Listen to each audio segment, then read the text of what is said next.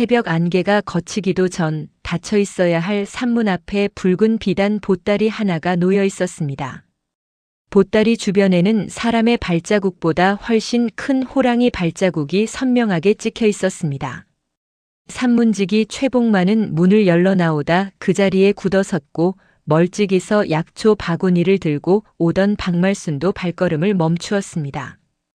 보따리는 비에 젖지 않은 듯 윤기가 남아 있었지만 매듭 가장자리에는 검은 숯가루와 진흙이 엉겨 있었습니다. 마을 사람들은 산에서 내려온 호랑이가 가난한 노파에게 은혜를 갚으려고 재물을 두고 갔다고 수군거렸습니다. 그러나 신임 사또 한재윤은 보따리보다 발자국의 방향을 먼저 살폈습니다. 호랑이의 발자국은 산에서 내려와 보따리를 둔 자리를 한 바퀴 돈 뒤 다시 산문 밖 능선으로 이어져 있었습니다. 사람의 발자국은 그 위에 뒤늦게 겹쳐져 있었고 수레바퀴가 끌린 얕은 홈도 안개 젖은 흙 아래 남아 있었습니다. 재물이 하늘에서 떨어진 것이 아니라 누군가 급히 옮기다 버렸을 가능성이 먼저 떠올랐습니다. 말수는 호랑이보다 보따리 매듭에서 흔들리는 작은 쇠조각을 보고 얼굴빛이 달라졌습니다. 그것은 오래전 비 내리던 숲에서 한 번 들었던 떨리는 금속 소리를 마음속 깊은 곳에서 다시 깨우는 물건이었습니다. 그날 산문 앞에 모인 사람들은 아직 보따리의 주인도 호랑이가 내려온 까닭도 알지 못했습니다. 다만 15해 동안 산속과 관아 장부 사이에 묻혀있던 일이 작은 방울 하나와 함께 다시 움직이기 시작했다는 사실만은 분명했습니다. 박말순이 보따리에 젖은 매듭을 조심스럽게 들어올리자 녹슨 방울 반쪽이 흙바닥으로 떨어졌습니다. 말수는 그 작은 쇳소리를 듣는 순간 15해 전 비 내리던 숲속으로 돌아간 듯 몸을 굳혔습니다. 방울은 손톱만큼 작았지만 한쪽 가장자리가 거칠게 깨져 있었고 안쪽에는 오래된 진흙과 푸른빛 삼배 섬유가 붙어 있었습니다. 한재윤은 방울을 맨손으로 짚지 않고 얇은 종이 위에 올려두게 했습니다. 보따리 안에는 붉은 비단과 금빛 무늬가 은은한 비단 필들이 여러 겹 접혀 있었고 비단 가장자리 몇 군데에는 표식을 도려낸 흔적이 있었습니다. 일반 상점에서 팔던 물건이라면 굳이 표식을 지울 이유가 없었습니다. 검은 숯가루는 매듭 안쪽까지 스며 있었고 수레 밧줄에서 떨어진 듯한 거친 삼섬유도 함께 나왔습니다. 말수는 방울을 바라보며 오른손 엄지와 검지를 천천히 움켜쥐었습니다. 그 손가락은 오래전 새끼 호랑이의 다리에 묶인 덫을 풀 때 쇠에 베었던 자리와 같은 곳이었습니다. 사람들은 노파가 놀란 이유를 호랑이와의 신비한 인연으로 여기려 했지만 말순의 얼굴에는 기쁨보다 오래된 두려움이 먼저 떠올랐습니다. 그녀는 그 방울이 덫에 달려 있었고 덫이 울릴 때마다 사냥꾼들이 위치를 알아챌 수 있도록 만든 물건이었다는 사실을 기억했습니다. 방울이 보따리 안에 들어있다는 것은 새끼 호랑이와 비단 수레가 같은 길과 같은 사람들의 손에 닿아 있었을 가능성을 뜻했습니다. 한재윤은 보따리를 노파의 소유로 넘기지 않고 관아 증거물로 봉하게 했습니다. 15해 전의 말수는 산문 아래 작은 초가에서 약초와 나무를 팔며 겨우 살아가던 52살의 과부였습니다. 그녀의 집에는 쌀독보다 빈 그릇이 많았지만 다친 생명을 지나칠 만큼 마음까지 메마르지는 않았습니다. 남편을 일찍 잃고 자식도 없이 홀로 남은 뒤 말수는 산에서 구한 뿌리와 잎을 말려 장터에 내다 팔았습니다. 비가 많이 오면 산길이 무너져 약초를 캐지 못했고 겨울이면 장작 한 단을 아끼려고 해가 지기 전부터 이불 속에 몸을 묻었습니다. 그래도 산문지기 최복만이 감기로 앓으면 따뜻한 약물을 다려주었고 절의 공양주 법진이 손을 다치면 남은 삼배를 찢어 붕대를 만들어 주었습니다. 사람들은 말순이 가진 것이 없어 베푸는 것도 작다고 여겼지만 받는 이에게는 그 작은 것이 때로 하루를 견디게 하는 힘이 되었습니다. 말순은 산짐승을 특별히 좋아하거나 두려워하지 않았습니다. 산은 사람의 밭이 아니므로 짐승도 제 길을 살아간다고 생각했을 뿐입니다. 다만 덫과 올무는 싫어했습니다. 배고픈 짐승이 사람의 밭을 해칠 수는 있어도 고통을 오래 끌며 죽게 만드는 쇠붙이는 지나치게 잔인하다고 여겼습니다. 그해 늦여름부터 산문 주변에서는 밤마다 덫방울 소리가 들렸습니다. 사냥꾼 마길수가 호랑이 흔적을 봤다며 산길 곳곳에 쇠덫을 놓았고 비단상 조태천의 수레는 해가 진 뒤에도 산문 근처를 오갔습니다. 말수는 두 일이 서로 연결되어 있다고 생각하지 못했습니다. 가난한 노파가 권세 있는 상인의 장사와 산문 관리의 일을 의심할 이유도 의심을 입 밖에 낼 힘도 없었습니다. 그녀에게 중요한 것은 다음날 장터에 내놓을 약초와 겨울을 넘길 장작이었습니다. 비가 거세게 내리던 어느 저녁 약초를 캐고 돌아오던 말수는 젖은 소나무 뿌리 아래에서 끊어질 듯한 울음소리를 들었습니다. 멀리서는 사냥꾼들의 등불과 짐승을 몰아세우는 발소리가 점점 가까워지고 있었습니다. 말수는 처음에는 다친 노루나 산토끼라고 생각했습니다. 그러나 젖은 나뭇가지를 헤치자 어린 호랑이 특유의 둥근 귀와 검은 줄무늬가 번개빛 사이로 드러났습니다. 새끼 호랑이는 몸을 낮춘 채 이를 보였지만 기운이 없어 크게 움직이지 못했습니다. 오른쪽 앞발은 녹슨 쇠덫에 물려 있었고 덫 옆에 작은 방울이 몸집마다 떨려 사냥꾼들에게 위치를 알리고 있었습니다. 말수는 한 걸음 물러섰다가 다시 다가갔습니다.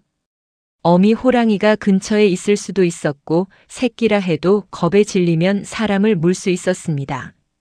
하지만 사냥꾼들의 등불이 가까워질수록 선택할 시간은 줄었습니다. 말수는 약초 바구니에서 두꺼운 나무 뿌리를 꺼내 새끼 호랑이의 입 앞에 놓고 자신의 겉옷을 벗어 눈을 가렸습니다. 앞이 가려지자 새끼 호랑이는 몸부림을 조금 줄였습니다. 그녀는 덫의 용수철을 한 번에 풀 힘이 없어 돌과 나무 막대를 지렛대처럼 끼워 조금씩 벌렸습니다. 쇠가 움직일 때마다 방울이 울렸고 말순의 심장은 그 소리보다 더 크게 뛰었습니다. 멀리서 사냥꾼들이 방울 방향을 찾으려 숲을 나누어 살피는 모습이 보였습니다. 말수는 덫을 완전히 풀지 못한 채 새끼 호랑이와 쇠붙이를 함께 젖은 삼배 보자기에 감쌌습니다. 들키면 산짐승을 숨긴 죄와 사냥을 방해한 죄를 함께 뒤집어 쓸 수 있었지만 그 자리에서 물러서면 작은 생명은 곧 창과 칼 앞에 놓일 것이었습니다. 말순이 나뭇가지를 헤치자 녹슨 덫에 오른쪽 앞발이 물린 새끼 호랑이 한 마리가 몸을 웅크리고 있었습니다. 덫에 달린 작은 방울은 호랑이가 몸을 움직일 때마다 떨리는 소리를 냈습니다. 말수는 방울 안쪽에 조그만 붉은 실이 걸려 있는 것을 보았습니다. 덫을 만든 사람의 표식처럼 묶인 실이었고 방울 한쪽에는 작은 홈이 새겨져 있었습니다. 그녀는 그것이 훗날 무엇을 뜻할지 알지 못했지만 사냥꾼의 덫이 흔한 물건과는 다르다는 사실은 느꼈습니다. 새끼 호랑이의 상처에서는 피가 많이 흐르지 않았으나 발목이 부어 있었고 오래 방치하면 뼈까지 상할 듯 했습니다. 말수는 쇠덫을 완전히 벌려 앞발을 빼낸 뒤 덫의 한쪽 이빨이 부러진 것을 확인했습니다. 방울도 충격으로 반쯤 갈라져 작은 조각 하나가 떨어졌습니다. 그녀는 부러진 방울 조각과 붉은 실을 약초 주머니에 넣었습니다. 훔칠 뜻이 아니라 사냥꾼이 뒤쫓아올 때 같은 덫인지 알아보기 위해서였습니다. 새끼 호랑이는 기운이 빠져 말순의 보자기 안에서 떨기만 했습니다. 말수는 상처가 보이지 않도록 삼배를 덧대고 장작 창고까지 이어지는 지늘길에서 자신의 발자국을 솔가지로 지웠습니다. 등불이 가까워지자 그녀는 장작을 주우러 나온 노파처럼 허리를 굽혀 마른 가지를 모았습니다. 사냥꾼들은 피냄새와 덧방울 소리를 찾았지만 포구가 냄새와 흔적을 빠르게 씻어내고 있었습니다. 말수는 두려움 때문에 입술을 떨면서도 장작창고 문을 열 때까지 새끼 호랑이를 놓지 않았습니다. 그날 그녀가 품에 안은 것은 산의 맹수가 아니라 죽음을 앞둔 어린 생명이었습니다. 말수는 새끼 호랑이를 등에 업지 못해 낡은 삼배 보자기에 감싼 뒤 버려진 장작 창고까지 조금씩 끌어옮겼습니다. 사냥꾼들이 창고 앞을 지나갈 때 그녀는 젖은 장작더미 앞에 앉아 아무 일도 없는 사람처럼 숨을 죽였습니다. 창고는 오래전 절에서 쓰다 버린 곳이라 지붕이 내려앉고 문짝도 한쪽으로 기울어 있었습니다. 하지만 안쪽에는 비를 피할 마른 집과 깨진 항아리, 작은 물동이가 남아 있었습니다. 말수는 새끼 호랑이를 가장 깊은 구석에 눕히고 장작을 앞에 쌓아 외부에서 보이지 않게 했습니다. 사냥꾼 마길수는 방울 소리가 이 근처에서 멈췄다며 창고 주변을 여러 번 돌았습니다. 말수는 장작을 훔치려 왔다가 비를 피하는 중이라는 듯 고개를 숙였습니다.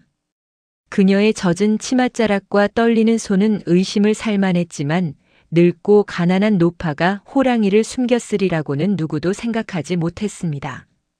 사냥꾼들이 멀어진 뒤 공양주 법진이 남몰래 창고로 찾아왔습니다. 법진은 호랑이를 보고 놀랐지만 말순이 먼저 상처를 가리키자 절에서 쓰던 약초와 낡은 이불을 가져다 주었습니다. 두 사람은 새끼 호랑이가 소리를 내지 않도록 따뜻한 죽을 조금씩 먹이고 문틈에는 짚을 덧대 찬바람을 막았습니다. 말수는 밤새 창고 바깥에 앉아 혹시 사냥꾼이 돌아오는지 살폈습니다. 새끼 호랑이가 몸을 움직일 때마다 짚이 스치는 소리가 들렸고 그때마다 그녀는 산짐승을 살리는 일이 자신에게 어떤 화를 가져올지 생각했습니다. 그러나 이미 한 번 숨겨준 생명을 다시 사냥꾼에게 내어줄 수는 없었습니다. 그 선택은 아무 기록에도 남지 않았지만 법진과 낡은 창고, 잘린 삼백끈은 그 밤을 기억하는 조용한 증인이 되었습니다. 사냥꾼들의 발소리가 멀어진 뒤 말수는 자신의 삼배 치맛단을 찢어 새끼 호랑이의 앞발을 감쌌습니다. 약초를 지식인 물과 따뜻한 죽 몇 숟갈은 그녀가 가진 것의 거의 전부였습니다. 말수는 먼저 상처 주변의 진흙과 녹가루를 미지근한 물로 닦았습니다. 새끼 호랑이가 고통에 몸을 떨자 그녀는 급히 붙잡지 않고 숨이 가라앉기를 기다렸습니다. 짐승을 다루는 법을 배운 적은 없었지만 겁에 질린 생명에게 필요한 것은 힘보다 기다림이라는 사실은 알고 있었습니다. 법진은 절에서 가져온 약초를 돌에 찧어 붙였고 말수는 청회색 삼백끈을 여러 번 접어 발목을 단단히 감쌌습니다. 매듭은 풀리지 않되 피가 막히지 않도록 두 손가락이 들어갈 만큼 여유를 남겼습니다. 새끼 호랑이는 처음 며칠 동안 먹이를 거의 삼키지 못했습니다. 말수는 자신의 죽을 묽게 끓여 손바닥에 조금씩 올려주었고 밤이면 창고 바닥의 차가운 기운을 막으려고 자신이 덮던 낡은 이불을 내어주었습니다. 그 때문에 말수는 더 춥고 더 배고팠지만 누구에게도 도움을 청할 수 없었습니다. 새끼 호랑이가 살아있다는 사실이 알려지면 사냥꾼들이 다시 올 것이고 말순과 법진도 벌을 받을 수 있었습니다.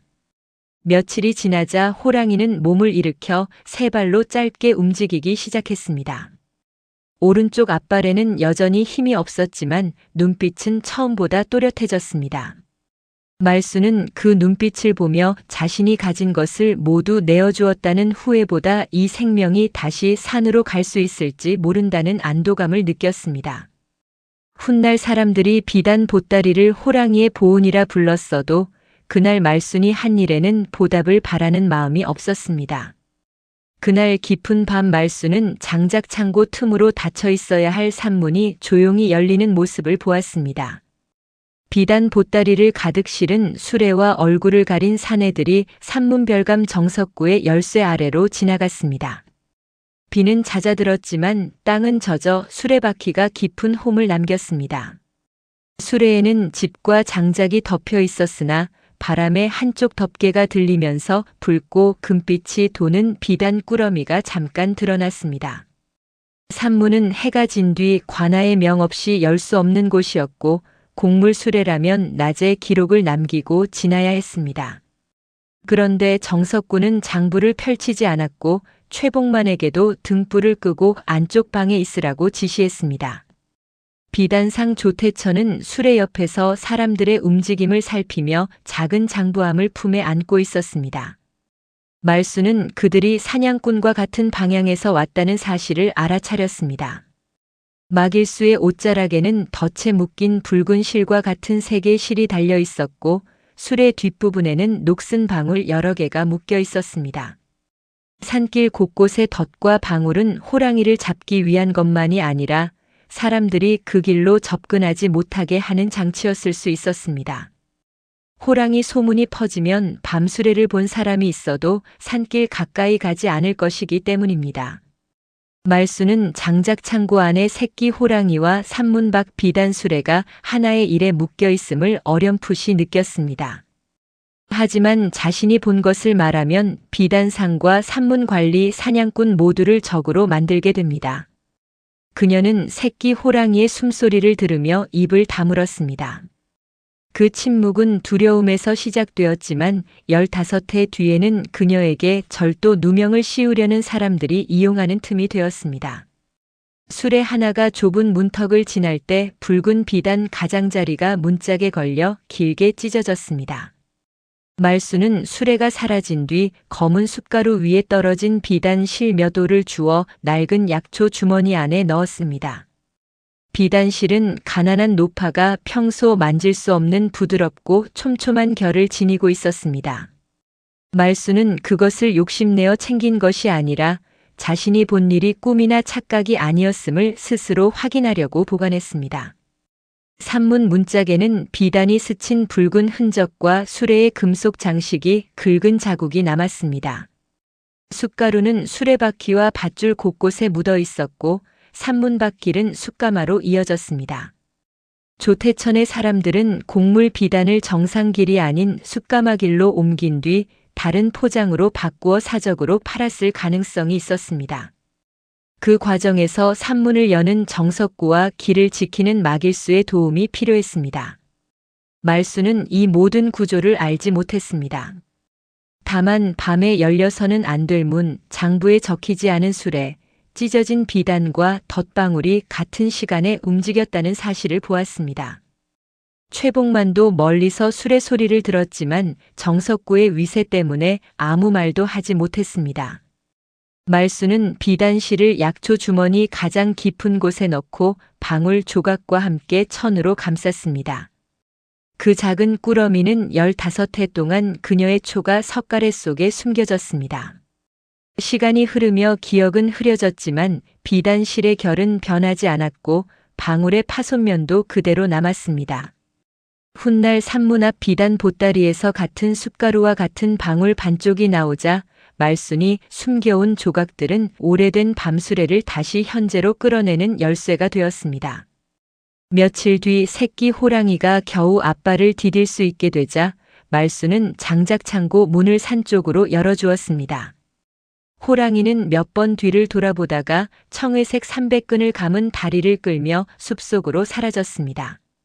말수는 호랑이가 완전히 보이지 않을 때까지 문 앞에 앉아 있었습니다. 손을 뻗어 붙잡고 싶은 마음은 없었습니다. 자신이 살려준 생명이라 해도 산의 삶을 사람의 곁에 묶어둘 수는 없다고 생각했습니다. 법지는 창고 안에 남은 털과 짚을 치웠고 말수는 덫에 부러진 이빨을 깊은 흙 속에 묻었습니다. 방울 조각과 비단 실만은 버리지 못했습니다. 그것들은 새끼 호랑이가 실제로 살아있었고 같은 밤 비밀 수레가 지나갔음을 확인하는 유일한 물건이었습니다. 말수는 관아에 알릴까 여러 번 고민했습니다. 그러나 정석구는 산문을 관리했고 조태천은 고을에서 가장 큰 비단상이었으며 마길수는 산길과 사냥꾼들을 장악하고 있었습니다. 가난한 노파의 말은 그들의 장부와 인맥 앞에서 쉽게 거짓으로 몰릴 수 있었습니다. 더구나 새끼 호랑이를 숨긴 일까지 드러나면 사람들은 그녀를 산짐승과 내통한 이상한 여인으로 여길지도 몰랐습니다. 말수는 결국 침묵을 선택했습니다. 그 선택은 자신을 지키기 위한 것이었지만 죄를 저지른 사람들에게는 안전한 세월을 주었습니다. 조태천과 정석구는 이후에도 산문과 숯가마를 이용해 곡물 비단을 빼돌렸고 장부의 빈칸은 해마다 늘었습니다. 호랑이는 산으로 돌아갔지만 말순의 마음에는 덧방울 소리와 수레바퀴 소리가 함께 남았습니다. 그녀는 그 두 소리가 언젠가 다시 이어질 것을 알지 못했습니다. 그 후 15해 동안 말순의 삶은 크게 달라지지 않았습니다. 그녀는 여전히 산문 아래에서 장작을 나르고 약초를 팔았지만 새끼 호랑이와 밤수레에 관한 일은 누구에게도 말하지 않았습니다. 산문은 몇 차례 수리를 거쳤고 비단상 조태천은 더 큰 창고와 많은 사람을 거느리게 되었습니다. 정석군은 산문 별감 자리를 오래 지키며 통행장부를 관리했고 마길수는 나이가 들수록 산길을 잘 아는 사냥꾼으로 대접받았습니다. 말순만 세월에 따라 허리가 굽고 머리카락이 휘어졌습니다. 그녀가 숨긴 약초 주머니는 초가의 석가래 속에서 먼지를 먹었습니다. 가끔 비가 오는 밤이면 방울 조각을 꺼내 보았지만 지금 와서 말을 꺼내면 늦었다는 비난만 받을 것 같아 다시 숨겼습니다. 법진은 몇 해 전 다른 절로 떠났고 최복만도 정석구의 눈치를 보며 입을 다문 채 늙어갔습니다. 말순은 그날 구해준 새끼 호랑이가 살아남았는지 알지 못했습니다. 산에서 큰 호랑이를 보았다는 소문이 돌 때마다 혹시 그 생명일까 생각했지만 확인할 길은 없었습니다. 그녀의 하루는 새벽 약초 바구니와 해질녘 장작짐 사이에서 반복되었습니다. 가난은 오래되면 특별한 불행으로도 보이지 않았습니다. 그러나 말순은 자신이 침묵한 밤이 언젠가 다른 사람의 삶을 해칠 수 있다는 불안만은 떨치지 못했습니다. 조태천의 비단 수레가 사라진 뒤에도 산문장부의 빈칸은 계속 늘었고 곡물 비단이 모자란 해마다 다른 하급 관리나 짐꾼이 벌을 받았다는 소문이 들렸습니다. 말순은 그때마다 자신의 침묵이 죄와 무관하지 않다고 느꼈습니다. 하지만 혼자 관아에 나가 오래된 이야기를 꺼낼 용기는 좀처럼 생기지 않았습니다. 그러던 어느 새벽 산문 앞에 비단 보따리가 놓이면서 15해 동안 미뤄둔 선택이 다시 그녀 앞에 나타났습니다. 발견되기 며칠 전부터 산등성이에서는 큰 호랑이를 보았다는 이야기가 이어졌습니다. 사람들은 호환을 걱정했지만 호랑이는 가축이나 사람을 덮치지 않고 산문 쪽을 오래 바라보기만 했습니다.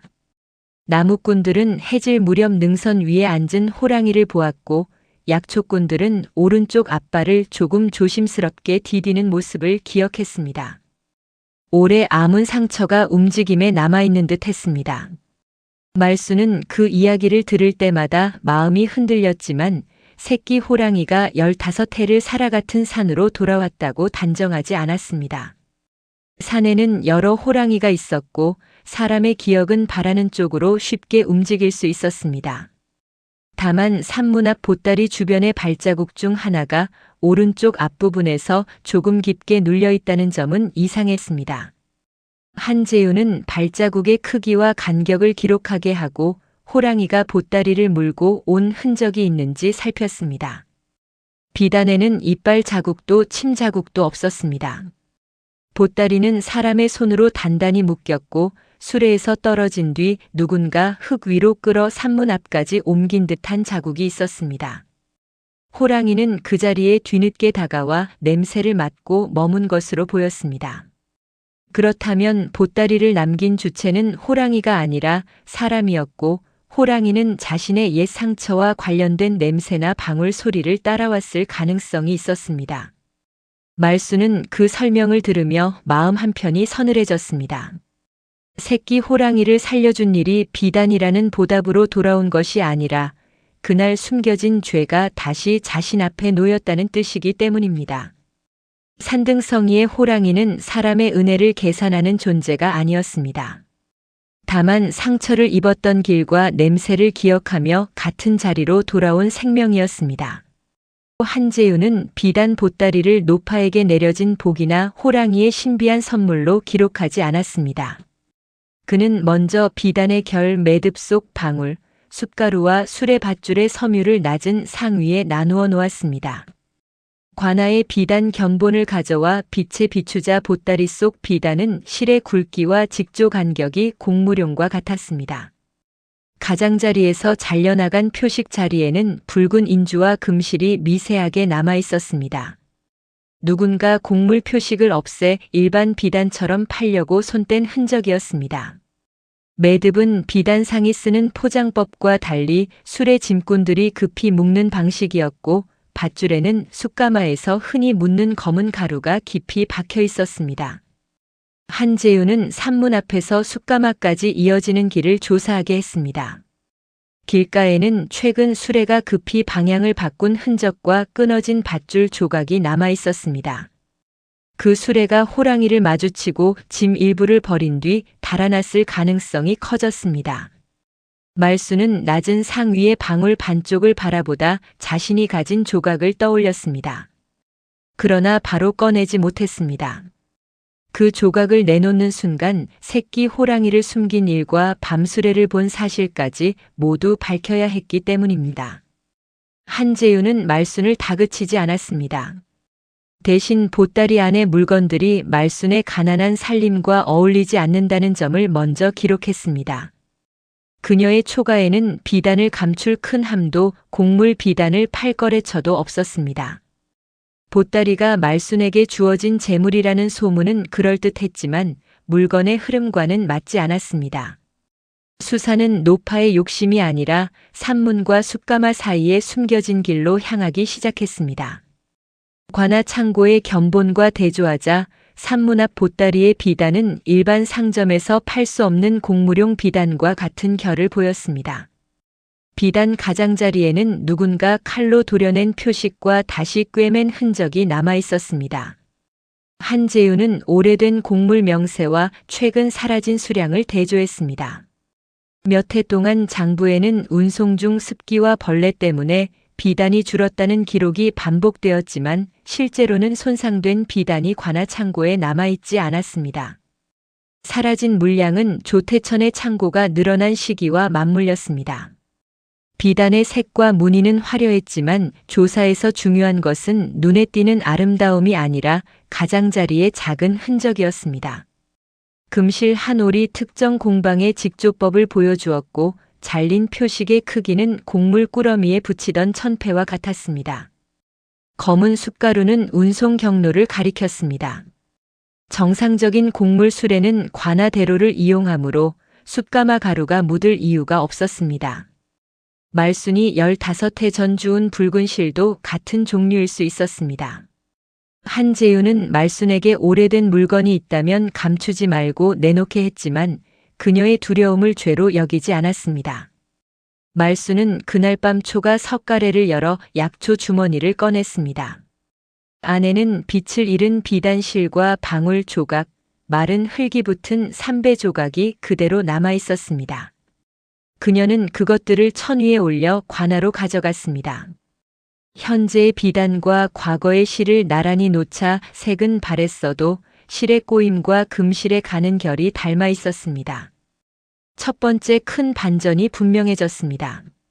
산문 앞 보따리는 호랑이가 만든 선물이 아니라 15해 동안 이어진 곡물 비단 밀거래가 다시 모습을 드러낸 물건이었습니다. 산문직이 최복만은 녹슨 방울을 본 뒤 15해 전 비 내리던 밤의 술의 소리를 떠올렸습니다.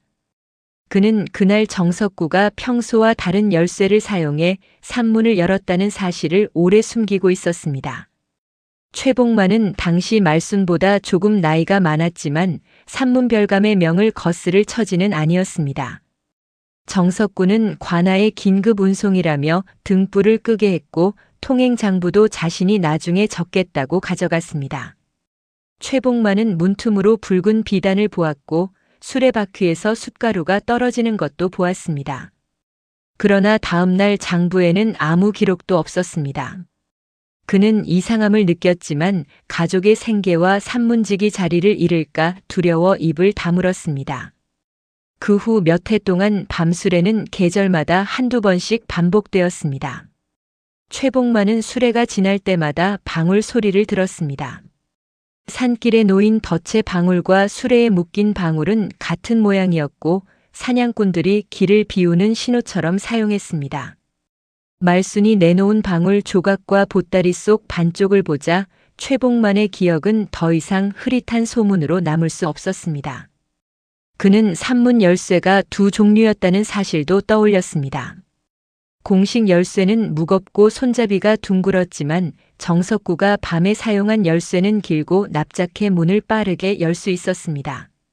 한재윤은 최복만의 증언을 그대로 믿는 데서 멈추지 않고 열쇠 꾸러미와 장부의 종이 결을 조사하게 했습니다. 늦은 증언은 물건과 맞물릴 때 비로소 힘을 얻었습니다. 최복만은 자신의 침묵이 말순과 다른 하급 사람들에게 피해를 주었다는 사실을 받아들여야 했습니다. 그가 내놓은 기억은 완전한 용서가 아니라 더 늦기 전에 진실을 향해 내디딘 첫걸음이었습니다. 산문 통행 장부에는 문제의 밤에 문을 열었다는 기록이 없었지만 종이 한 장의 결이 주변 장과 달랐습니다. 정석구의 열쇠 꾸러미에서는 숯가루와 붉은 비단실이 함께 묻은 오래된 열쇠 하나가 발견되었습니다. 장부의 문제장은 오래된 종이를 흉내내려고 차와 재를 먹인 흔적이 있었고 실밥도 다른 장과 반대 방향으로 꿰어져 있었습니다. 한재윤은 같은 시기에 세금 장부와 산문 근무표를 가져오게 했습니다. 그날 정석구가 근무했다는 사실은 다른 기록에 남아 있었지만 산문 통행만 비어 있었습니다. 누군가 문을 연 사실을 지운 뒤 새 종이를 끼워 넣은 것이 분명했습니다. 정석구는 오래된 문서를 보수한 것뿐이라고 버티려 했습니다. 하지만 열쇠 홈에 박힌 숯가루는 최근 묻은 것이 아니었고 붉은 비단실은 조태천 창고의 포장실과 같은 방향으로 꼬여 있었습니다. 더구나 열쇠 손잡이에는 여러 해 반복해서 사용한 마모가 남아 있었습니다. 한 번의 예외가 아니라 오래된 통행이 있었다는 뜻이었습니다. 말순은 열쇠를 보며 15해 전 산문이 열릴 때 들렸던 짧은 쇳소리를 떠올렸습니다. 당시에는 단순한 문 여는 소리로만 들렸지만 이제 그 소리는 장부의 빈칸과 연결되었습니다. 한재윤은 산문을 언제 열었는지뿐 아니라 그날 누가 이익을 얻었는지를 살폈습니다. 곡물 비단이 사라진 뒤 조태천의 재산은 늘었고 정석구는 집안의 빚을 갑자기 갚았습니다. 최복만은 가난한 산문지기로 그대로 남았고 말순은 침묵 속에서 더 늙었습니다. 기록의 빈칸은 우연한 실수가 아니라 힘 있는 사람의 이익을 지키기 위해 만들어진 자리였습니다. 그 빈칸이 드러나면서 말순의 기억도 처음으로 관아의 공식 조사 안에 들어오게 되었습니다. 말순은 새끼 호랑이를 숨겼던 일보다 밤수레를 보았다는 사실을 더 오래 감추고 있었습니다. 그녀는 힘있는 상인과 산문 관리가 얽힌 일을 말했다가 자신마저 산에서 사라질까 두려웠습니다. 한재윤 앞에 앉은 말순은 기억을 한꺼번에 꺼내지 못했습니다. 오랜 침묵은 마음속에서 사건의 순서를 뒤섞었고 자신이 본 것과 뒤늦게 들은 말을 구분하기도 어려웠습니다. 한재윤은 그녀에게 결론을 요구하지 않고 당시의 장소와 냄새, 소리, 손에 쥔 물건부터 되짚게 했습니다. 말순은 장작창고 문틈으로 본 수레의 위치, 정석구의 열쇠가 돌아가는 소리, 조태천이 품에 안은 장부암 마길수에 젖은 가죽띠를 차례로 떠올렸습니다. 그녀가 직접 본 것과 추측한 것을 나누자 기억은 오히려 더 선명해졌습니다. 직접 본 것은 밤중에 열린 산문과 비단수레, 찢어진 비단실, 덧방울을 단 사냥꾼이었습니다. 추측한 것은 그들이 왜 함께 움직였는지였습니다. 그 이유는 이제 장부와 열쇠, 곡물 비단이 설명하고 있었습니다. 말순은 자신이 왜 그동안 말하지 않았는지도 숨기지 않았습니다. 가난한 노파의 증언보다 비단상의 장부가 더 쉽게 믿어질 것이라는 두려움, 호랑이를 숨긴 죄로 벌받을 것이라는 두려움, 법진과 최복만에게까지 화가 갈 것이라는 두려움이 그녀를 붙잡았습니다. 그 침묵은 비겁함만으로 설명할 수 없었지만 결과적으로 밀거래가 오래 이어지는 데 도움을 주었습니다. 말순은 그것을 인정하며 고개를 숙였습니다. 한재윤은 그녀의 두려움을 이용해 죄를 덮은 사람들이 더 큰 책임을 져야 한다고 보았습니다. 이 장면에서 두 번째 반전이 완성되었습니다. 말수는 새끼 호랑이의 생명을 지킨 사람인 동시에 비단 수레의 비밀을 홀로 품고 살아온 마지막 목격자였습니다. 비단상 조태천의 창고에는 장부보다 많은 비단이 쌓여 있었고 몇몇 꾸러미는 곡물 비단과 같은 직조법을 보였습니다. 그러나 조태천은 산문 앞 보따리가 말순에게 숨겨둔 재물이라며 의심의 방향을 노파에게 돌리려 했습니다. 그는 가난한 사람이 오랜 세월 비단을 탐내다 호랑이 소동을 이용해 재물을 챙기려 했다는 이야기를 퍼뜨렸습니다. 마을 사람들에게는 그 설명이 이상하게도 쉽게 받아들여졌습니다. 부자는 이미 비단이 많으니 더 훔칠 이유가 없어 보였고 가난한 노파는 비단을 가질 이유가 없으니 오히려 의심받았습니다. 하지만 창고를 조사하자 곡물 표식을 떼어낸 비단 꾸러미와 숯가루 묻은 포장 밧줄, 산문 앞 보따리와 같은 매듭이 발견되었습니다. 조태천의 개인 장부에는 정상 거래로 설명되지 않는 은전의 흐름이 있었고 몇몇 날짜는 산문 통행 기록이 비어있는 날과 겹쳤습니다. 한재윤은 그를 곧바로 범인으로 선언하지 않았습니다. 대신 물건의 출처와 이동 경로를 하나씩 확인했습니다. 곡물 비단은 특정 공방에서 만들어 관아로 보내졌고 관아에서 사라진 수량이 조태천 창고의 비공식 재고와 맞았습니다. 정석구의 열쇠와 마길수의 덧방울은 그 운송을 가능하게 한 도구였습니다. 말순의 약초 주머니에서 나온 비단실은 15해 전부터 같은 방식의 밀거래가 있었음을 보여주었습니다. 조태천은 말순이 오래 숨겨온 실과 방울 조각을 훔친 물건으로 몰려 했지만 그 조각들은 값어치가 거의 없고 오히려 그의 장사를 위험하게 만드는 증거였습니다. 말순이 돈을 위해 감췄다는 설명은 맞지 않았습니다. 그녀가 감춘 것은 재물이 아니라 두려운 기억이었습니다. 조태천은 그 두려움을 다시 이용해 노파를 비단 도둑으로 만들려 했습니다. 그날 밤 말순의 초가 앞에는 고운 비단 한 필과 은전 꾸러미가 놓였습니다. 말순은 그 물건들을 숨기지 않고 녹슨 방울과 함께 관아의 증거상 위에 올려놓았습니다. 비단은 산문 앞 보따리보다 더 새 것이었고 은전은 말순이 여러 해 약초를 팔아도 모으기 어려운 액수였습니다. 누군가는 말순이 침묵해 주기를 바랐고 동시에 나중에는 그녀가 돈을 받은 사람처럼 보이게 만들려 했습니다. 말순이 그 물건을 집안에 들였다면 조태천은 노파가 거래 대가를 받았다고 주장할 수 있었습니다.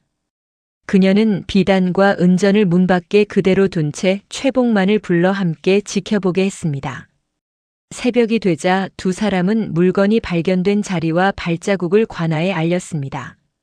한재윤은 꾸러미를 싼 끈과 매듭을 조사했습니다. 그것은 조태천 창고에서 쓰는 방식과 같았고 은전 주머니 안에는 정석구가 관아에서 쓰던 붉은 인주가루가 묻어 있었습니다. 회유와 누명을 한꺼번에 준비한 흔적이었습니다. 말수는 돈을 보며 흔들리지 않았다고 스스로를 꾸미지 않았습니다. 겨울 장작과 약값을 걱정하는 그녀에게 은전은 실제로 큰 유혹이었습니다. 하지만 그것을 받는 순간 15해 동안 숨긴 기억이 다시 다른 사람의 손에 넘어갈 것을 알았습니다. 그녀는 가난을 벗어나는 대신 자신의 기억을 지키는 쪽을 택했습니다. 그 선택은 새끼 호랑이를 숨겼던 밤과 닮아 있었습니다. 당시에도 말수는 안전보다 다친 생명을 먼저 골랐고 지금은 편안한 노년보다 진실을 먼저 골랐습니다. 관아 증거상 위의 비단과 은전은 말순의 욕심을 증명하지 않았습니다. 오히려 누군가 그녀의 가난을 이용하려 했다는 사실을 드러냈습니다. 마을 사람들은 비단 보따리가 말순의 집과 가까운 산문에서 발견되었다는 이유만으로 그녀를 의심하기 시작했습니다. 15해 동안 가난했던 노파가 갑자기 비단을 숨겼다는 설명은 진실보다 사람들의 입에 쉽게 붙었습니다. 말순이 호랑이를 숨겨 살렸다는 사실까지 알려지자 소문은 더 거칠어졌습니다. 사람들은 노파가 산짐승을 길들여 재물을 옮기게 했다는 터무니없는 이야기까지 만들었습니다. 호랑이가 비단을 물어다 주었다는 보은담과 말순이 비단을 훔쳤다는 의심은 서로 반대처럼 보였지만 둘 다 물건의 실제 흐름을 보지 않는다는 점에서는 같았습니다. 한재윤은 말순을 보호하기 위해 관아 안에 가두듯 숨기지 않았습니다. 대신 공개된 자리에서 증거가 어떻게 모였는지 설명하고 소문과 확인된 사실을 분리하게 했습니다. 말순의 초가에서는 곡물 비단을 보관한 흔적도 큰 수레가 드나든 자국도 나오지 않았습니다. 반면 조태천의 창고에는 잘린 표식과 같은 매듭, 숟가루가 묻은 포장재가 남아 있었습니다. 정석구의 열쇠에는 비단실이 끼어 있었고 마길수의 오두막에는 같은 방울의 다른 조각이 있을 가능성이 제기되었습니다. 의심이 향해야 할 곳은 노파의 가난이 아니라 물건과 기록이 모이는 지점이었습니다. 말순은 사람들의 눈앞에 서는 일이 두려웠지만 숨어버리면 소문이 사실처럼 굳을 것을 알았습니다. 그녀는 약초 주머니와 방울 조각을 직접 들고 조사에 참여했습니다. 자신의 기억을 더 이상 남의 해석에 맡기지 않으려는 선택이었습니다. 이 장면에서 말순은 수동적인 피해자에서 사건의 증거를 지키는 사람으로 바뀌었습니다. 누명을 벗는 일은 누군가 대신 진실을 말해주기를 기다리는 것만으로 이루어지지 않았습니다. 그녀도 자신의 두려움을 넘어 증거 앞에 서야 했습니다. 사냥꾼 마길수의 낡은 오두막에서는 산문 앞 보따리에서 나온 것과 같은 모양의 방울 반쪽이 발견되었습니다. 마길수는 15해 전 조태천의 부탁을 받고 비밀 수레길 주변에 덫을 설치했던 사실을 더 이상 감출 수 없었습니다. 오두막 벽에는 녹슨 올무와 부러진 덫 이빨이 걸려 있었고 나무 상자 안에는 오래된 방울과 붉은 실 조각이 따로 보관되어 있었습니다.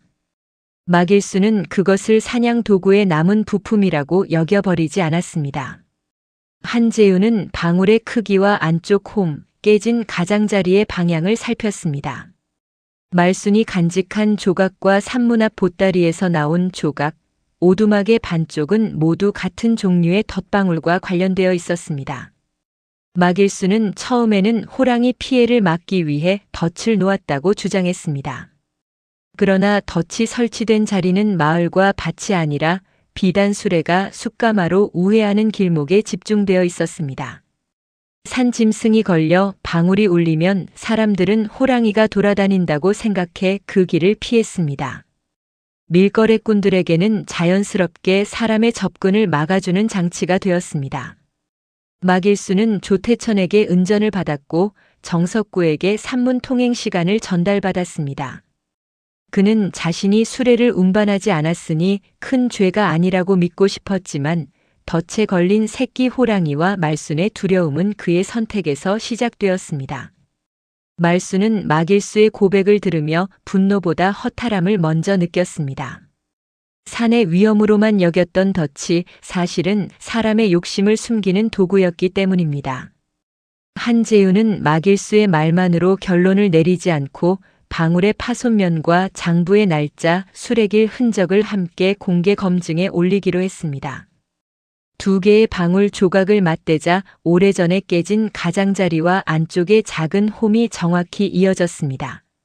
말순이 들었던 새끼 호랑이의 울음과 현재 비단 보따리의 매듭이 같은 밀거래 길에서 시작되었음이 드러났습니다. 방울 조각은 세월 때문에 색이 달라졌지만 깨진 면의 굴곡과 안쪽 붉은 실의 흔적이 서로 맞았습니다. 마길수의 오두막에서 나온 방울 몸체에도 같은 홈이 있어 새 물건이 한 묶음의 덫에서 쓰였음을 보여주었습니다. 한재윤은 그 덫이 놓인 위치를 옛 산길 지도와 대조했습니다. 지도에는 숯가마로 이어지는 좁은 길과 산문 뒤편의 우회로가 표시되어 있었고 정석구가 밤중에 문을 열면 수레가 관아의 큰 길을 지나지 않고 조태천의 창고로 갈 수 있었습니다. 말순이 새끼 호랑이를 발견한 자리는 바로 그 길의 가장 좁은 구간이었습니다. 새끼 호랑이가 덫에 걸리지 않았다면 말순은 그곳에 오래 머물지 않았고 비단 수레와 산문이 열리는 장면도 보지 못했을 수 있었습니다. 죄를 숨기기 위해 놓인 덫이 뜻밖의 죄를 목격하게 만든 셈이었습니다. 말수는 이 사실을 보은이나 운명으로 꾸미지 않았습니다.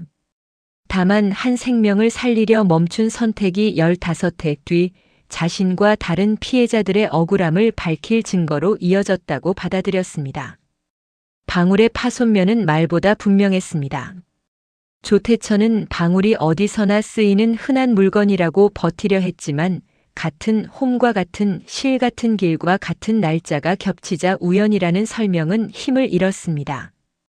이제 남은 것은 실제 비단 운송 수량과 산문 개방 기록을 담은 마지막 장부였습니다. 그 장부가 발견되면 밀거래의 전모가 완성될 수 있었습니다. 그날 밤 조태천의 사람들이 남은 비단과 장부를 숫가마 쪽으로 옮기려 했습니다. 그러나 지늘길에는 비단 수레의 좁은 바퀴 자국과 큰 호랑이 발자국이 나란히 남았습니다. 호랑이가 수레를 쫓아 공격한 흔적은 없었습니다. 다만 낯익은 덧방울 소리와 숯가루 냄새를 따라 수레 가까이 다가간 듯 했고 놀란 짐꾼들이 짐 일부를 버린 채 달아난 자국이 있었습니다. 산문 앞에 놓였던 비단 보따리는 그때 떨어진 물건 가운데 하나였습니다. 수레는 숯가마 쪽으로 더 깊이 들어갔고 바퀴 자국은 오래된 창고 앞에서 끊겼습니다. 한재윤은 포졸들에게 불빛을 낮추고 길을 넓게 막게 했습니다.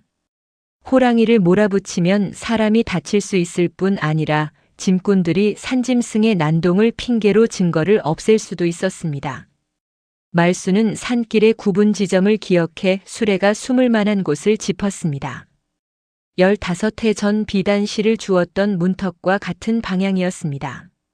포졸들이 숯가마 주변을 수색하자 빈 비단 포장과 잘린 곡물 표식, 젖은 장부 조각이 나왔습니다. 조태천의 사람들은 관아가 오기 전에 물건을 태우려 했지만 비가 내려 불이 잘 붙지 않았습니다.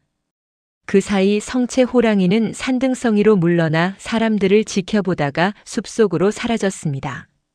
말수는 그 모습을 보고 호랑이가 자신을 돕기 위해 계획적으로 움직였다고 생각하지 않았습니다. 다만 오래된 상처의 냄새를 따라온 생명이 사람들의 급한 움직임을 드러내게 했다고 보았습니다.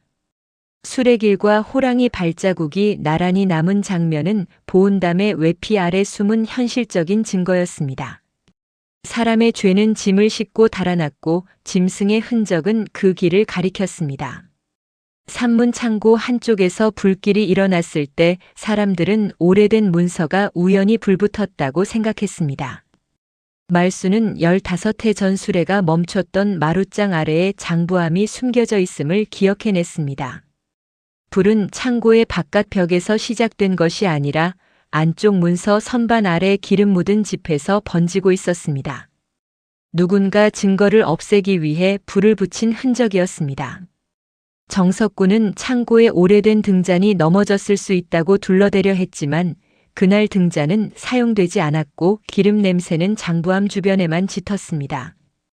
말수는 연기 속에서 15해 전술의 짐꾼들이 마룻장 하나를 들어 올리던 모습을 떠올렸습니다. 당시에는 비단을 잠시 숨기는 곳이라고만 생각했지만 그 아래에는 통행 장부와 운송 기록을 함께 보관했을 가능성이 있었습니다.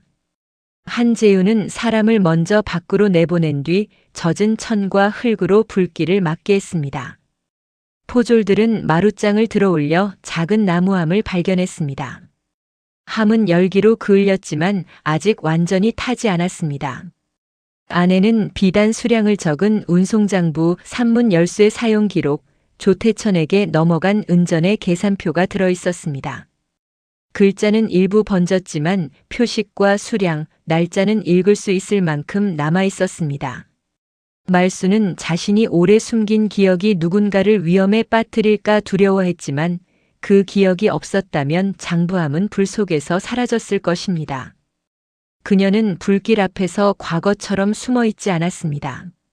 자신이 본 위치를 직접 가리키고 사람들을 움직였습니다. 창고 화재는 증거를 없애려는 마지막 시도였지만 오히려 누가 가장 그 장부를 두려워하는지 드러내는 행동이 되었습니다. 삼부의 위기는 그렇게 공개 검증으로 넘어갈 결정적 문을 열었습니다. 불길 속에서 건져낸 운송장부는 가장자리가 검게 탔지만 비단 수량과 산문 통과 날짜는 아직 남아 있었습니다. 조태천의 표식과 정석구가 사용한 열쇠 표시가 같은 줄에 반복되어 있었습니다. 장부에는 곡물 비단이 관아 창고에 도착하기 전 일부가 숯가마로 빠져나가고 다른 천으로 포장되어 조태천의 사적 창고로 들어간 흐름이 적혀 있었습니다. 손실로 처리된 비단 수량과 조태천의 비공식 재고가 거의 맞아떨어졌습니다. 정석구는 산문을 연 대가로 운전을 받았고 마길수는 덫을 놓고 길을 비우는 대가를 받았습니다. 최복만의 이름은 장부에서 빠져 있었지만 그가 근무한 날의 통행 기록이 지워진 흔적이 반복되었습니다. 말수는 장부 속에 자신의 이름이 없다는 사실에 오히려 안도했습니다. 그녀는 밀거래에 참여한 사람이 아니라 우연히 본 목격자였고 조태천이 퍼뜨린 비단절도 의심은 장부 어디에도 근거가 없었습니다. 한재우는 그을린 장부를 새 종이에 베끼게 하되 원본에 불탄 흔적도 함께 보존하게 했습니다. 잘못을 깨끗하게 지운 문서보다 누가 무엇을 없애려 했는지 남은 문서가 더 중요한 증거가 될 수 있기 때문입니다. 비단 보따리 속 방울과 숯가루, 말순의 약초 주머니 속 비단 실, 정석구의 열쇠, 마길수의 덫이 이제 장부의 기록과 연결되었습니다. 각각의 물건이 따로 있을 때는 우연이나 소문으로 밀어낼 수 있었지만 날짜와 수량이 맞물리자 사건의 구조가 드러났습니다. 공개 검증에서 가장 먼저 밝혀야 할 것은 비단의 주인이 아니라 누가 곡물을 빼돌리고 누구에게 죄를 씌우려 했는지였습니다. 장부는 화려한 반전보다 더 무거운 진실을 담고 있었습니다. 공개 검증은 사건이 시작된 산문 앞에서 열렸습니다. 낮은 상 위에는 비단 보따리, 덫방울, 산문 열쇠, 그을린 장부, 숯가루와 찢어진 비단실이 차례로 놓였습니다. 말수는 상 왼쪽에 앉았고 한재우는 중앙보다 조금 뒤에 자리했습니다. 조태천과 정석구, 마길수는 서로 떨어진 곳에 세워졌고 최복만과 법진은 각자 본 일을 확인하기 위해 다른 위치에 섰습니다. 인물들은 한 줄로 나열되지 않았고 서로 다른 물건과 기억을 가진 사람들처럼 자연스럽게 흩어져 있었습니다. 한재우는 먼저 산문 앞 보따리의 비단이 곡물용임을 확인하게 했습니다. 다음으로 숯가루와 술의 밧줄, 조태천 창고의 포장재를 대조했습니다. 정석구의 열쇠는 장부가 비어있는 날마다 사용된 흔적을 남겼고 마길수의 방울은 말순의 조각과 정확히 맞았습니다. 최복만은 밤중에 열린 산문을 기억했고 법진은 말순이 다친 새끼 호랑이를 숨겨 치료한 사실을 확인했습니다. 말순의 약초 주머니에서 나온 비단실은 15해 전부터 같은 거래가 있었음을 보여주었습니다. 조태천은 노파가 비단을 훔쳐 숨겼다는 소문을 붙잡으려 했지만 말순의 초가와 생활에는 비단을 거래한 흔적이 없었습니다. 반면 그의 창고에는 잘린 곡물 표식과 같은 매듭, 장부에 없는 재고가 남아 있었습니다. 사람들은 처음에는 호랑이와 비단 보따리의 기이함을 보러 왔지만 검증이 진행될수록 자신들이 얼마나 쉽게 가난한 사람을 의심했는지 마주하게 되었습니다. 공개 검증의 힘은 큰 목소리가 아니라 모두가 같은 물건을 같은 순서로 보게 하는 데 있었습니다. 사람들이 증거를 대조하던 순간 성체 호랑이가 열린 산문 너머에 조용히 모습을 드러냈습니다. 호랑이의 오른쪽 앞발에는 15해 전 덫에 물렸던 자리에 길고 선명한 흉터가 남아 있었습니다. 포졸들은 본능적으로 창을 들었지만 한재우는 거리를 유지한 채 공격하지 않도록 했습니다. 호랑이는 마당 안으로 뛰어들지 않았고 산문 그림자 아래에서 낮은 상과 말순을 번갈아 바라보았습니다. 말순은 그 호랑이가 자신이 살린 새끼와 같은 생명인지 완전히 증명할 수 없다는 것을 알고 있었습니다. 그러나 오른쪽 앞발의 흉터 위치와 조심스러운 걸음, 덧방울 소리에 반응하는 모습은 오래된 기억과 닮아 있었습니다. 법진도 새끼 호랑이의 상처가 바로 그 자리에 있었다고 확인했습니다. 호랑이는 사람의 증언을 대신할 수 없었지만 덫이 실제로 어린 생명에게 상처를 남겼다는 사실을 보여주는 살아있는 흔적이었습니다. 마길수는 그 흉터를 보며 고개를 들지 못했습니다. 자신이 놓은 덫이 밀거래 길을 지키는 도구였고 한 생명을 죽일 뻔했다는 사실이 눈앞에 남아 있었기 때문입니다. 말수는 호랑이에게 다가가지 않았습니다. 보답을 요구하지도 자신을 기억하느냐는 확인을 바라지도 않았습니다. 그녀는 단지 호랑이가 살아있다는 사실을 바라보았습니다. 그 생명이 살아남았기에 방울과 덫, 산길의 기억이 다시 사람들 앞에 설 수 있었습니다. 사람들은 호랑이의 등장에 놀랐지만 한재우는 검증을 멈추지 않았습니다. 호랑이를 신령한 판관으로 만들면 인간의 죄와 기록의 책임이 흐려질 수 있었습니다. 중요한 것은 짐승의 신비가 아니라 사람이 남긴 상처와 물건의 일치였습니다. 비단 보따리는 호랑이가 노파에게 마련해준 재물이 아니라 밀거래 수레가 호랑이를 피해 달아나며 버린 곡물 비단이었습니다. 조태천과 정석군은 산문과 숫가마를 이용해 오랫동안 비단을 빼돌리고 말순에게 절도 누명을 씌우려 했습니다. 마길수는 산길에 덫을 놓아 사람들의 접근을 막았고 최복만은 두려움 속에 통행 사실을 숨겼습니다. 말수는 새끼 호랑이를 살리고 밤수레를 목격했지만 힘있는 사람들의 보복이 두려워 15해 동안 침묵했습니다. 이 사건의 책임은 모두 같지 않았습니다. 가장 큰 이익을 얻고 계획을 세운 사람, 문을 열고 기록을 지운 사람, 길을 위험하게 만든 사람, 두려움 때문에 말하지 못한 사람이 서로 다른 무게로 얽혀 있었습니다. 한재우는 약한 사람의 침묵을 권세 있는 사람의 계획과 같은 죄로 다루지 않았습니다. 대신 누가 이익을 얻었고 누가 선택할 힘을 빼앗겼는지를 중심으로 책임을 가렸습니다. 조태천의 비단과 재산 일부는 곡물 손실을 갚기 위해 압류되었고 정석군은 산문 기록을 조작한 책임을 지게 되었습니다. 마길수는 불법 덫을 제거하고 산길의 피해를 복구하는 일에 동원되었습니다. 최복만의 늦은 증언은 기록에 남았고 그가 침묵으로 피해를 키운 사실도 함께 적혔습니다. 말순에게 씌워진 비단 절도 의심은 공식적으로 근거 없는 누명으로 정정되었습니다. 사람들은 호랑이가 비단을 가져다 주었다는 이야기를 더 좋아했지만 관아 기록은 더 복잡하고 현실적인 진실을 남겼습니다. 호랑이는 선물을 만들지 않았고 죄인을 가리지도 않았습니다. 다만 오래된 덫의 상처를 지닌 채 같은 길에 나타났고 그 흔적이 사람들의 거짓을 다시 살펴보게 만들었습니다.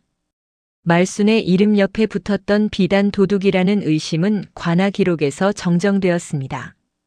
그녀는 보상으로 받은 비단보다 녹슨 방울과 작은 비단 조각을 산문 기록방에 증거로 남겼습니다.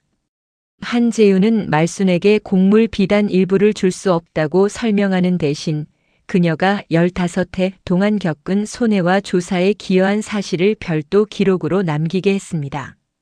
말순에게는 겨울을 날 장작과 약값, 안전한 거처를 마련할 정도의 보상이 지급되었습니다. 그러나 그녀가 가장 오래 바라본 것은 은전이나 새 이불이 아니라 자신의 이름이 적힌 정정 기록이었습니다. 비단을 훔친 노파가 아니라 밀거래를 목격하고 다친 생명을 살린 사람으로 기록되는 순간 그녀가 혼자 지켜온 기억은 처음으로 세상의 기록과 같은 방향을 보았습니다. 말수는 산문 옆 작은 방을 정리해 억울한 일을 겪은 사람들이 물건과 기억을 보관할 수 있게 했습니다. 그를 모르는 사람은 나무패나 천조각, 매듭으로라도 흔적을 남길 수 있도록 했습니다. 자신처럼 오래 침묵한 사람에게 필요한 것은 곧바로 완벽한 증거를 내놓으라는 압박이 아니라 기억을 빼앗기지 않고 꺼낼 자리라는 것을 알았기 때문입니다. 녹슨 방울과 비단실은 작은 함 안에 보관되었습니다. 그것들은 호랑이의 신비를 전시하는 물건이 아니라 곡물 비단 밀거래와 기록 조작을 밝힌 증거였습니다. 말수는 비단 보따리를 가지지 못했지만 오히려 그 사실을 다행스럽게 여겼습니다. 재물을 받았다면 사람들은 끝까지 보온의 기적만 기억했을 것입니다. 그녀가 받은 진짜 보답은 가난한 노파의 기억도 기록을 바꿀 수 있다는 확인이었습니다. 산문을 드나드는 사람들은 그 작은 함을 보며 화려한 비단보다 녹슨 방울을 더 오래 바라보게 되었습니다. 해가 산등성이 아래로 기울자 호랑이는 사람을 해치지 않고 열린 산문을 지나 숲으로 돌아갔습니다. 말수는 그 뒷모습을 바라보며 자신이 받은 보답은 비단이 아니라 자신의 기억이 거짓이 아니었다는 늦은 확인임을 깨달았습니다. 호랑이는 몇 걸음마다 오른쪽 앞발을 조심스럽게 디뎠고 노을은 오래 아문 흉터를 잠깐 밝게 비추었습니다. 말수는 15해 전 장작창고 문을 열어주던 자신의 손을 떠올렸습니다. 그때도 호랑이는 몇 번 뒤를 돌아본 뒤 숲으로 사라졌고 지금도 사람에게 길들지 않은 산의 생명으로 제자리로 돌아가고 있었습니다. 말수는 그 생명을 붙잡지 않았습니다. 은혜를 갚으러 다시 오라고 바라지도 않았습니다. 한 생명을 살린 선택은 이미 그 순간으로 충분했고 그 뒤에 따라온 진실은 뜻밖의 결과일 뿐이었습니다. 산문 앞에는 비단 보따리가 사라지고 발자국과 술의 혼만 남았습니다. 한재윤은 사건 기록의 마지막에 말순의 이름을 먼저 적게 했습니다. 가난한 노파, 새끼 호랑이를 숨긴 사람, 밤수레를 목격한 사람, 그리고 늦게라도 진실을 내놓은 사람으로 남았습니다. 조태천과 정석구의 이름은 죄의 기록에 남았고 마길수의 덫은 모두 거두어졌습니다. 최복만은 산문이 열릴 때마다 통행을 두 사람이 함께 기록하도록 새 규칙을 지켰습니다. 말수는 다시 약초를 캐고 장작을 나르는 일상으로 돌아갔지만 더 이상 자신을 하찮은 사람으로 여기지 않았습니다. 화려한 비단은 사람들의 눈을 끌었지만 사건을 끝까지 지킨 것은 녹슨 방울과 몇 올의 실탄 노파에 흔들리는 기억이었습니다. 훗날 사람들은 호랑이가 비단을 남겼다고 말했지만 기록에는 사람이 버린 비단과 사람이 지운 장부 그리고 지워지지 않은 상처가 진실을 되돌렸다고 남았습니다. 말수는 산문이 닫히는 소리를 들으며 처음으로 그 소리를 두려움이 아니라 끝난 일의 문으로 받아들였습니다. 그날 밤 말순의 초가 창문에는 오래간만에 등불이 늦도록 꺼지지 않았습니다.